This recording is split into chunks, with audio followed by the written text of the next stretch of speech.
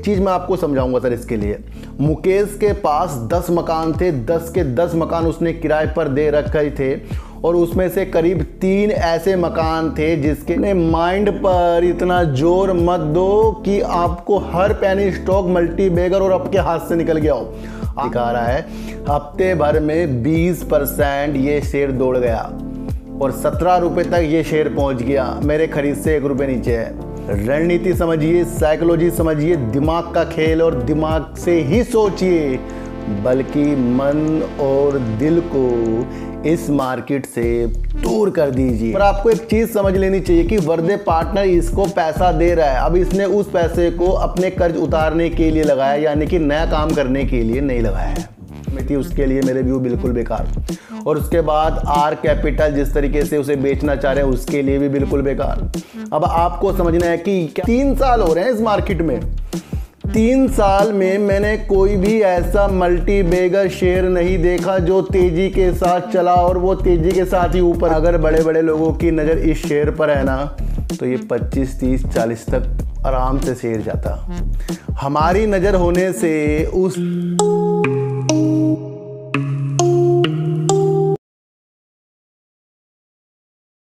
नमस्कार, मैं स्वागत करता हूं आपका अपने ही चैनल पर जिसका नाम है सार्थक बाजार से। आज बात करेंगे आलोक इंडस्ट्री की और बात करेंगे आर पावर, आर इंफ्रा की और थोड़ी सी बात करेंगे यस बैंक और सुजलोन एनर्जी की। सर, इन सब की बात करने से पहले मैं आपको एक चीज़ बता दूं कि जिस तरीके से कल मैंने आपके लिए सुजलोन एनर्जी पर एक व्यू दिया था कि सिर्फ हमारी ही नज़र इस शेयर पर है या फिर बड़े बड़े लोगों की भी नज़र इस शेयर पर है, ध्यान रखना कि अगर बड़े बड़े लोगों की नज़र इस शेयर पर है ना तो ये 25, 30, 40 तक आराम से शेयर जाता।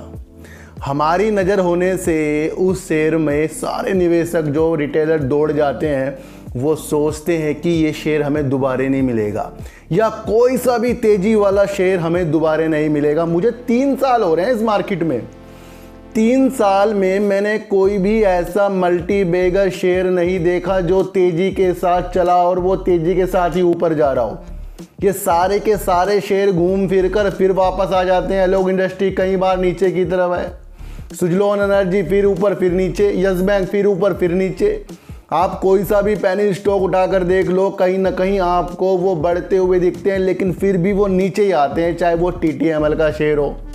तो मेरे 3 साल में तो मुझे ये व्यू मिला है और जो काफ़ी पुराने हैं भाई 15, 25, 30 साल, उसमें से 2-4 तो मल्टी बैगर बनेंगे ही। तो ये लंबा व्यू जो हमारा होता है दूर की दृष्टि का होता है, ये मैं आपको बता दूं सर। तो कल ही कहा था मैंने 2030 के लक्ष्य के लिए सुजलोन एनर्जी को देखना पड़ेगा और हाल ही की स्थितियों में अपनी उज्ज्वलता जो है प्रॉफिट की तरफ लानी पड़ेगी। कल एक बहुत अच्छे विषय तौर पर मैंने आपको बताया था कि अपनी नज़र प्रॉफिट की तरफ, और प्रॉफिट पर कल 6 मिनट तक मैंने बात की है। 6 मिनट की वीडियो मैंने प्रॉफिट के ऊपर आपके लिए बनाई थी। वो इसलिए बनाई थी क्योंकि हमें लगता है कि हमारे हाथों से शेयर जा रहा है। सबसे पहले मैं आपको एक चीज़ बताऊं, हमारे हाथों से कोई भी शेयर नहीं जा रहा है, हमारे हाथों से शेयर निकल ही नहीं रहा है, बल्कि हमारे दिमाग से शेयर निकल रहा है, हमारे दिल पर जो है शेयर निकल रहा है। पर हमारा अगर एक व्यू शेयर मार्केट को देखने का हो तो भाई वो तसल्ली पूर्वक आएगा। अपने माइंड पर इतना जोर मत दो कि आपको हर पेनी स्टॉक मल्टी बैगर और आपके हाथ से निकल गया हो। आपके हाथ से शेयर तब निकलता हुआ दिखता है जब वो शेयर आपको लगातार अपर सर्किट मारता हुआ दिखाएगा और तब आप सोचोगे मेरे पास शेयर नहीं है। RVNL में भी ऐसी हो रहा था, TTML में भी ऐसी हो रहा था, सारे शेयर मिल रहे हैं, जब मर्जी खरीद लो। तो ये प्रॉफिट की भावना है, दिल में जगानी पड़ेगी। हम सोचते हैं हमारे हाथ से शेयर निकल गया, भाई नहीं निकला। मैंने आपको शुरुआत में बताया था कि जितने भी शेयर उछल उछल के भाग रहे हैं ना, सारे विफलता की ओर आएंगे, यानी सारे नीचे ही आएंगे ये दोबारे से। ये हर बार आपको देखने को मिलेगा। इसी दौरान अगर जिसको मल्टी बैगर शेयर समझना है उसके कुछ थोड़े शेयरों के साथ रखना पड़ेगा, नहीं तो निरंतर शेयरों में न्यूज आएगी, निरंतर शेयर भागेंगे, गिरेंगे। और अगर इस तरीके से ऊपर नीचे शेयर ही ना हो तो किसको भी प्रॉफिट कमाना और किसको भी लॉस कमाने का मौका इस मार्केट से नहीं मिलेगा। बड़ी रणनीति है ये।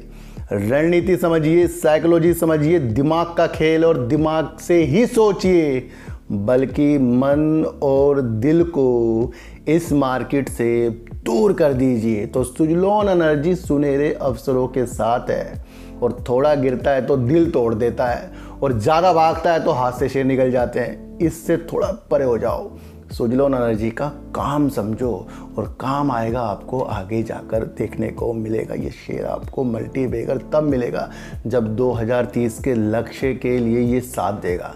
तो अभी तो इसमें से हल्की हल्की नज़रें और हल्की हल्की प्रॉफिट की नज़रें, इस तरीके से इस शेयर के साथ हमें खेलना चाहिए। मैं आपको एक चीज़ बता दूं सर, बात करेंगे आलोक इंडस्ट्री की, और आलोक इंडस्ट्री के शेयर मेरे पास हैं 18 रुपये करीब में। इससे पहले काफ़ी लॉस इसके अंदर हो रहा था।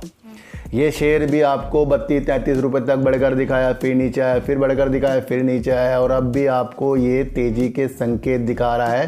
हफ्ते भर में 20% ये शेयर दौड़ गया, और 17 रुपये तक ये शेयर पहुंच गया। मेरे खरीद से 1 रुपये नीचे है, पर मैं इसकी अभिलाषा आगे जाकर प्रॉफिट में ही निकालूंगा। क्यों निकालूंगा? मैंने इसके अंदर प्रतीक्षा की है। अब प्रतीक्षा का फल जो होगा वो प्रॉफिट से आएगा, लॉस से कभी नहीं आएगा। मैं आपको बता दूं, सबसे पहले एक बात समझ लो सर, 1562 करोड़ रुपए की सेल कर रहा है ये। 1562 करोड़ रुपए की सेल आलोक इंडस्ट्री कर रहा है। वैश्विक स्तर पर ये कपड़े का निर्माण करता है, जो अच्छे होते हैं उसका निर्माण करता है। ज़्यादा से ज़्यादा ये क्या करता है? एक्सपोर्ट करता है। और आपको मैंने कई बार समझाया था कि 2020 में जब कोरोना आया उसके बाद से सेक्टरों में भारे आई कहाँ हैं, ये आपको समझना है। भारे नहीं आई हैं, उसके बाद फिर यूक्रेन का युद्ध हुआ है, फिर मंदी का दौर चल रहा है, अमेरिका भी अपने आधार अंकों के साथ ब्याज दरों की चीज़ों पे उलझ रहा है। बहुत बड़ी चुनौतियों के बाद भी ये उतनी सेल कर रहा है जितनी एक अच्छी सेल कहलाती है सर। 1562 करोड़ रुपए की सेल एक पैनी स्टॉक कर रहा है। उसका माल बिक रहा होगा सर, तभी तो कर रहा है, नहीं तो बना बना कर तो नहीं रखेगा वो। फिर हमने क्या समझा है सर? हमें ये समझना चाहिए कि मुकेश अंबानी, इनके स्टोर कितने खुल जाते हैं, ट्रेंड इनका है सर। और मैं आपको एक चीज़ बताऊं, इससे पहले इन्होंने फैशन वाले जो होते हैं ना, मुंबई में बड़े बड़े फैशन वाले होते हैं, उनसे भी इन्होंने स्टेक लिया हुआ उनकी कंपनियों में। तो सारा वस्त्र का है और क्लॉथ का है, और अभी जो है ना कपड़ा व्यापार जो है चल नहीं रहा है, मंदी की दौर पे है। ये फिर भी अपनी सेल अच्छी कर रहा है।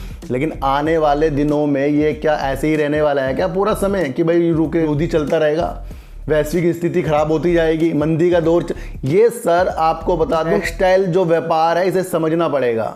हमारा कपड़ा मंत्रालय यहाँ पर ज़्यादा से ज़्यादा PLI स्कीम, कपड़े के जो पार्क खुलेंगे उसके लिए, और आपको देखने को मिला है ज़्यादा से ज़्यादा वो करना चाह रहा है निर्यात, यानी कि एक्सपोर्ट। और जब यहाँ से अच्छे वैल्यू के कपड़े एक्सपोर्ट होंगे तो वहाँ पर आलोक इंडस्ट्री पहले एक्सपोर्ट की चीज़ों में लगा है। तो ध्यान रखना, जिस तरीके से इसने अभी लॉस ही प्रस्तुत कर रहा है, इस बार इसने 297 करोड़ रुपए का जो लॉस किया है, हो सकता है कुछ चीज़ें ज़्यादा खर्चा हो गया है, वो चीज़ें निकल कर आ जाती है। व्यू इसका अभी तेज़ी के संकेतों के साथ है, फिर भी मैं आपको बताता हूँ अपने प्रॉफिट की तरफ विशेष तौर पर ध्यान रखना पड़ेगा। तो आलोक इंडस्ट्री एक बेहतर शेयर है, लेकिन इसके अंदर समय तो सर देना पड़ेगा, जिस तरीके से हमने इसके शेयरों में समय दिया है, और अब 1 रुपये के नज़दीक ही है वो चीज़ें। तो ऐसा नहीं कि जो हम शेयर खरीदेंगे भाई वही भाग रहे हैं, पर वो भागते हैं जब उसके अंदर हम धैर्य देते हैं। इसलिए मैंने कहा ना, कोई भी हाथ से शेयर नहीं निकल रहा है। तो जो इस चीज़ को समझेगा वो आलोक इंडस्ट्री पे अपनी अलग दिशा बनाएगा। मैं आपको बता दूं, आर पावर पर क्यों नज़र अब सबकी फिर से जा रही है, क्योंकि शेयर जो है ना आपको फिर 16-17 के टारगेट दिखाने के लिए तैयार हुआ है। 10 रुपये करीब का भी शेयर पहुंच गया था, फिर वहां से इतनी तेज़ी के संकेत, और अब आपको आर पावर गिरा और लोगों ने पूछा सर अब क्या करें। जब भागता है तो सब कहते हैं कि सर हाथ से निकल गया, और जब गिरता है तो क्या करें। सर ये कुछ करने की जरूरत नहीं है। अगर आपको पता है कि ये बिजली के क्षेत्र में अच्छा वर्क करेगा तो ये एक बेस्ट शेयर आपके लिए है। नई ऊर्जा यानी कि अक्षय ऊर्जा के लिए भी ये बेस्ट काम कर रहा है। 2030 तक कम से कम 10 से 15 अरब डॉलर ये इस माध्यम से भी जुटा सकता है, यानी कमा सकता है। एक बहुत ही अच्छी एक न्यूज़ निकल कर आई है। इससे पहले सिंगापुर के वर्दे पार्टनर से इन्होंने जो 1200 करोड़ रुपए का लोन लिया था, यानी कर्ज लिया था, अब उसमें से 925 करोड़ रुपए इसने यूपी के डिस्कॉम को देने का जो बकाया था उसको दे दिया है। बहुत बढ़िया न्यूज़ निकल कर आ रही है। पर आपको एक चीज़ समझ लेनी चाहिए कि वर्दे पार्टनर इसको पैसा दे रहा है, अब इसने उस पैसे को अपने कर्ज उतारने के लिए लगाया, यानी कि नया काम करने के लिए नहीं लगाया है। संदेश देखिए इस न्यूज़ से क्या मिल रहा है कि ये डेब्ट फ्री कंपनी हो रही है, और आपको एक चीज़ देखने को मिल रही है, लोग आपको बहुत चढ़ाएंगे झाड़ में। पर आपको समझना है कि जो वर्दे पार्टनर से इतना पैसा आ रहा था उसमें से 925 करोड़ तो इन्होंने कर्जा उतारने के लिए दिया है, जो इनकी रोज कंपनी है, और वो अब इस कर्जा उतारने के बाद से भी 14 साल तक की निरंतर इस तरीके से बिजली यूपी में देती रहेगी। तो यहाँ पर इन्होंने अपने कर्ज को उतारा है दूसरा कर्ज लेकर। तो कंपनी में अभी बहुत कुछ अच्छा नहीं है। बड़ा व्यू बनाइए इस कंपनी के लिए, 5 से 10 साल का बनाना पड़ेगा, क्योंकि 1200 करोड़ में से 925 करोड़ रुपए इन्होंने अपने कर्ज को उतारने के लिए दिए हैं। अब इसके अंदर आपको देखने को मिलेगा कैनरा बैंक हो गया, एक्सिस बैंक हो गया, SBI हो गया, आपका यस बैंक भी है। इसलिए यस बैंक को भी जो पैसा उन्होंने उनसे लोन लिया था वो वापस आने की उम्मीद है। तो आर पावर अपने कर्ज को उतार रहा है, लेकिन वो उस कर्ज को उतारने के लिए उसने जो कर्ज लिया है उससे वो कर्ज उतरा है।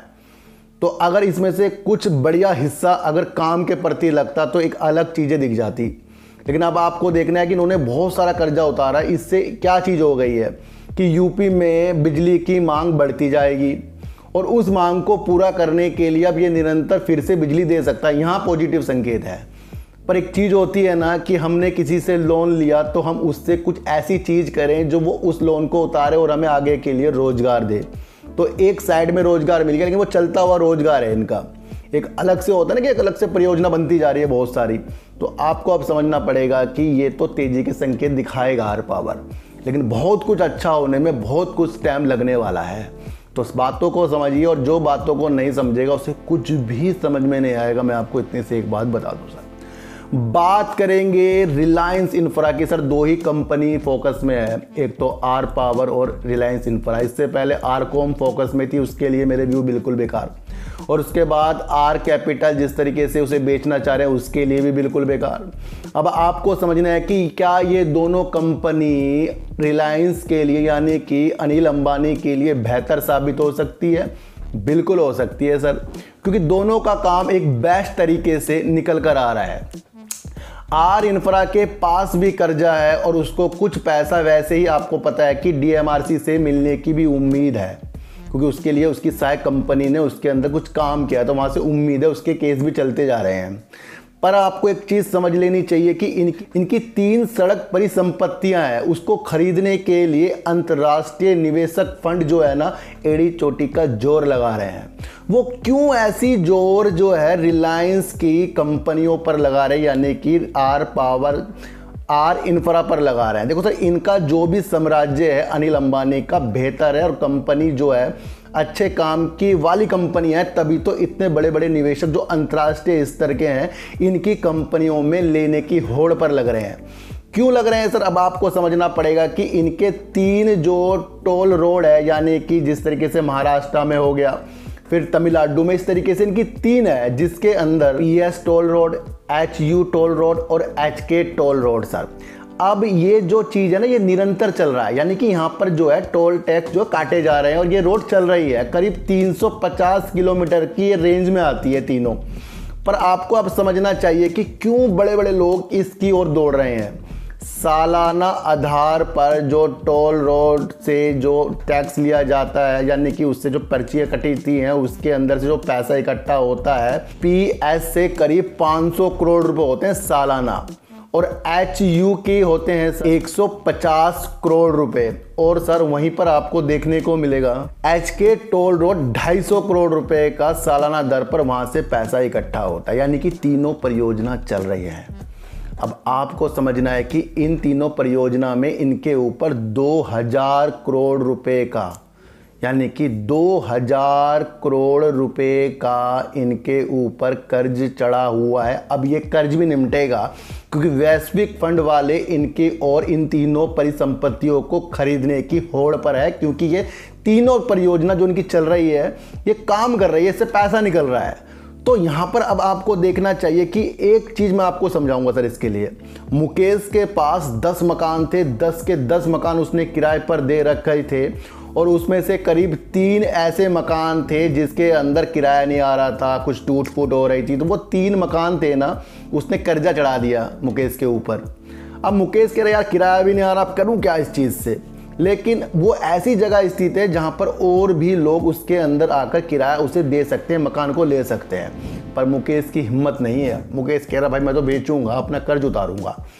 तो मुकेश ने 10 मकानों में से 3 मकानों को बेचने का फैसला किया, और जितने भी मकान को वो बेच रहा है 3 के 3, उससे वो उसका कर्ज उतर रहा है। तो यहाँ पर एक निगेटिव चीज़ आपको देखने को मिलेगी सर, कि मुकेश ने 10 मकानों में से 3 मकान को हटाया और 7 मकान उसके पास है, पर उसने मुकेश ने 10 मकान के अलावा और मकान नहीं बढ़ाए। तो यहाँ बढ़ नहीं रही है, यहाँ घट रही है, और वो उस तरीके से घट रही है कि कंपनी ने कर्ज लिया है। ये गुड न्यूज़ नहीं है मेरे हिसाब से। ये आगे जाकर इसके अंदर थोड़ा सा, जैसे लोगों को समझ नहीं आता तो होड़ तो मच जाएगी खरीदने के लिए, लेकिन 2000 करोड़ रुपए जिस तरीके से अपनी परिसंपत्तियों को बेचने के लिए ये काम कर रहा है, जिसकी वजह से 2000 करोड़ रुपए आएंगे, वो अपने कर्ज को उतारेगा पूरा का पूरा।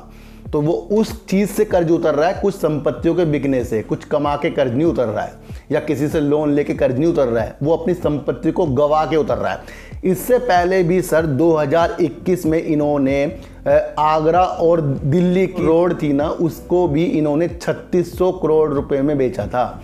यानी कि दूसरी संपत्ति बन जाएगी जो बिक रही है।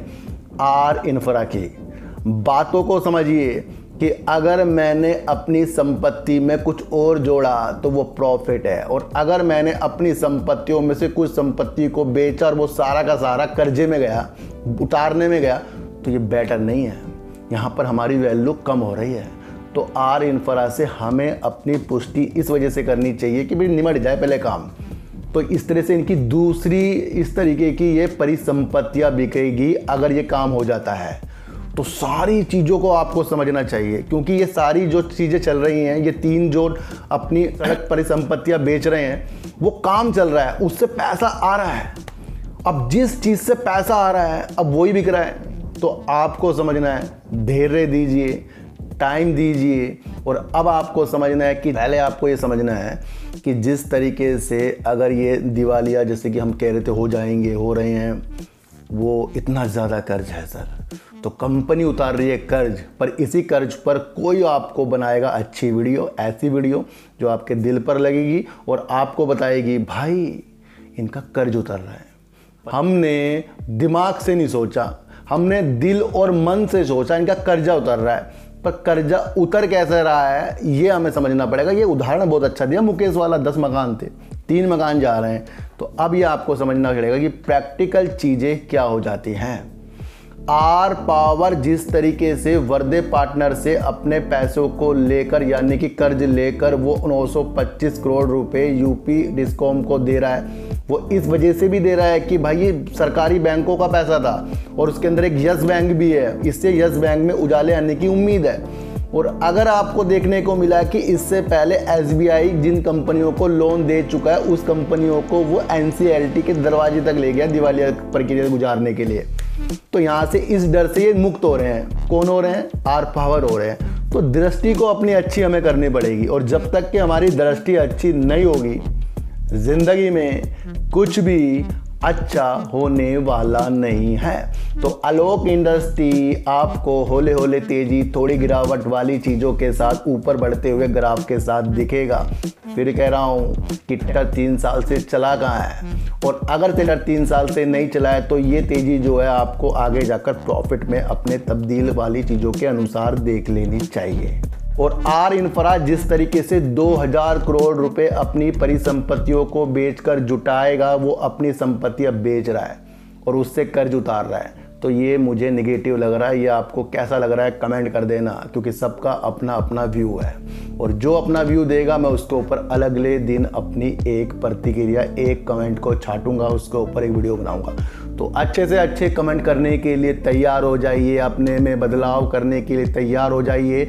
सच सुनिए, सच का साथ दीजिए, और ऐसी दृष्टि आपके अंदर डेवलप होगी, साइकोलॉजी डेवलप होगी, आपकी पर दर पर दिमाग की खुलेगी, और शेयर मार्केट के देखने के नज़रिए बदल जाएंगे। और वो नज़रिए होते हैं साफ दिल से रखिए और सबकी रणनीतियों को समझिए, और इतना संयम अपने को दीजिए कि आपको लगे कि कोई शेर भाग नहीं रहा है बल्कि हमारा मन और दिल भाग रहा है, तो समझिए आपके हाथों से कोई शेर नहीं निकला है। तो सुजलोन एनर्जी में होल्ड करने वाली स्थिति सर बन रही है। यस बैंक में इस न्यूज़ से आर पावर अपना पैसा दे रहा है, उससे थोड़ी तेज़ी के संकेत बन रहे हैं, लेकिन आगे जाकर आपको देखना है कि यस बैंक में से जो चीज़ इसके अंदर जुड़ी है वो भी निकल सकती है, जिस तरीके से बैंकों ने इसको संभाला है। तो आर पावर फिलहाल आपको इस न्यूज़ से तेज़ी दिखा सकता है, लेकिन आपको न्यूज़ समझनी है कि कहीं से पैसा लेकर उधर पैसा दिया गया है। तो सच्ची को आटा दीजिए, गाय को रोटी दीजिए और अपने बच्चों को ज़्यादा से ज़्यादा प्यार कीजिए, क्योंकि बच्चे ही आपकी मासूमियत से किस्मत पलटेंगे। तो फिर मिलेंगे आपसे नए वीडियो के साथ, जब तक के लिए नमस्कार।